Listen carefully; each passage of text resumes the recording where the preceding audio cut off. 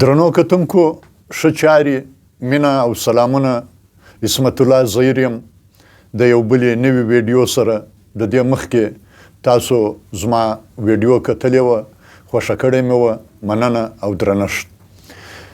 زموږ د نن موضوع ده د پېښور ریاستي جرګه د PTM استازي او د پاکستان قومي ترانه یا ملي سرود پر 12 نومبر د پښتونخوا ایالت وزیر اعلی سهیل افریدي د پېښور ایالتي اسمبلی په تالار کې د امن جرګې په نوم جرګه رابللې وه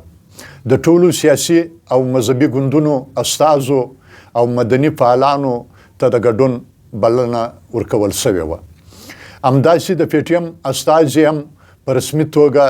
دې جرګې ته بلل سوي وو چې د PTM سند ایالت مشر نورالله ترین انیب پښتین نجیب لالا او نورو ملګرو پکښې ګډون کړی و د PTM استازیتوب په دې جرګه کې مهم ځکه و چې تیر کال د اکتوبر په میاشت کې د خیبر پر تاریخي میدان د پښتنو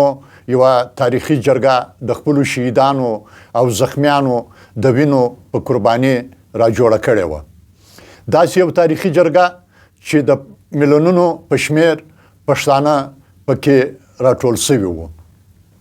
د خیبر جرګې وروسته چې د پښتونخوا د PTI حکومت د PTM د غړو او د جرګې د قربانو سره کم ظالمانه چلند وکړي هغه د تاریخ برخه او هم د PTI لپاره د ټول عمر پیغور به وي د ملک نصیر خان کوکي خیل سره څه ونه کړل د څلورو صوبو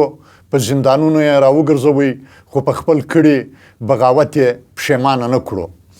اویا کلن سپین ږیري سیاسي مبارز حاجي صمد تر نن ورځې پورې د سیند په سخترینو زندانونو کې ساتي هم تجارت ورباندې کوي د تجارت څه مطلب چې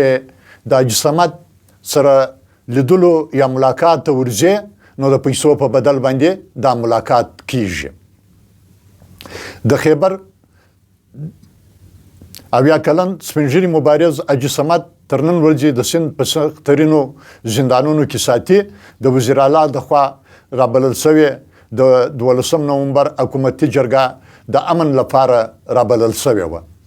لکن د امن استازو ته د وینا اجازت نه ورکول خپله دا ثابتوي چې دا ریاستي او نمایشي جرګه وه نه چې د شملورو پښتنو جرګه وه د PTM استازو د جرګې تالار ته د ځان سره اټم بم خو نه و راوړی د ځان سره یو کاغذ راوړی و او پر دا کاغذ باندې د خیبر جرګې 26 نکات لیکل سوي وو چې په پښتونخوا وطن کې د امن او خوشحالۍ راوستلو لاره پکې موجوده وه او دا ورپکې ښودل سوي وو چې دهشتګردي د پښتونخوا پر خاوره څوک کوي او د کومه ځایه کیږي لکن د کنټرول ایالتي حکومت وفادارو د PTM استازو ته د وینا اجازه ورنکړه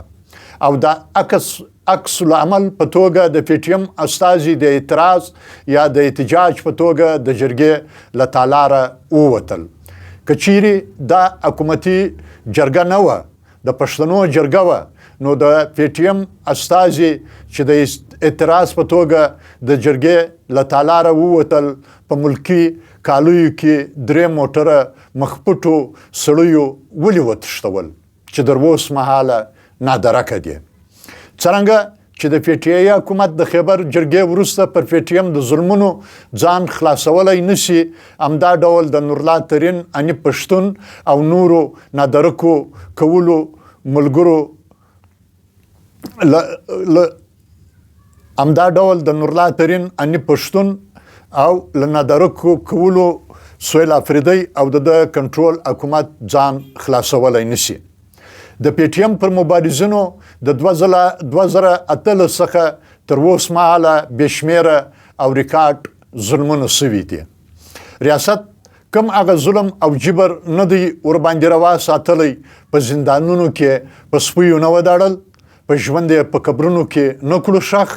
تر چوکۍ لاندې یې ورونه نه کړو ورته بل لوړ به یې پښتانه ظلمي ورباندې کښېنول په بادپکو به یې راوځړول، بادپکې به یې چالان کړې. په شپو شپو د پی ټي ایم د مبارزینو سره دا وحشت روان و، لا انوز روان دی د پاکستان د قومي ترانې موضوع. ولې دومره راپورته سوه چې د پی ټي ایم استازي د پاکستان د ترانې یا ملي سرود درناوی ونه کوي؟ د جرګې په پیل کې د پاکستان قومي ترانې یا ملي سرود غږولو مال د قومي ترانې په احترام کې د جرګې ګډونوالو پر خپلو ځایونو ودرېدل، خو د پی ټي ایم استازي پر خپلو چوکۍ ناست. دغه ناسته ډیرو د لکړو په څوکه کښېسته د پی ټي ایم پاکستان دښمنۍ سره یې پرتله کړه، د شعور او احترام منافي عمل یې وبللو او ریاست ته د خپلې وفادارۍ د ثابتولو لپاره یې ټي ټي پي، پی ټي آی او پی ټي ایم یو وبللو. د خوشحال بابا په قول زه خوشحال له نورو څه لره فریاد کړم، زه خوشحال له نورو څه لره فریاد کړم، په زړه زړه واړه په خپل غشي ویشته شم. په واقعیت کې د پی ټي ایم د استازو د پاکستان د قومي ترانې په احترام کې نه ودرېدل یو احتجاج و او د دا ډول احتجاج مثالونه په نړۍ کې ډیر لیدلی سو. په افریقا کې د تورپوستو لخوا د سپین پوستو د ملي سرود په مقابل کې سوي دغسې چلندونه او هغه د استعمارګرو ملي سرود وبللو. په چیلي، مکسیکو، روسیه، هند او ایران کې مثالونه لیدلی سو. د پی ټي ایم د استازو موقف برعک او منطقي دی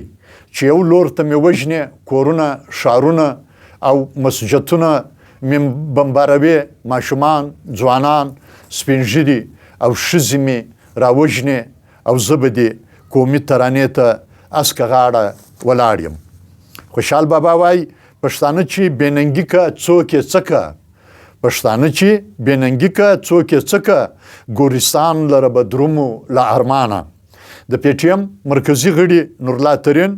اني پښتون په ګډون د غورځنګ نور غړي عدنان وزیر، ګور وزیر او حبیب وزیر تر اوسه نادرکه دي. که کوم جرم ورباندې سته باید چې محکمې یا عدالت ته یې وړاندې کړي.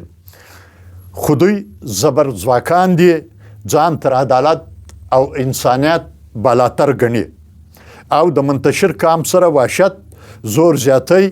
اک بولي، تر څو پښتانه متحد او یو موټی نشي. د ظلم د تورې شپې به همداسې وژدېږي. همدا د دې سره د خدای په امان لمن مې د ګلونو ډکه.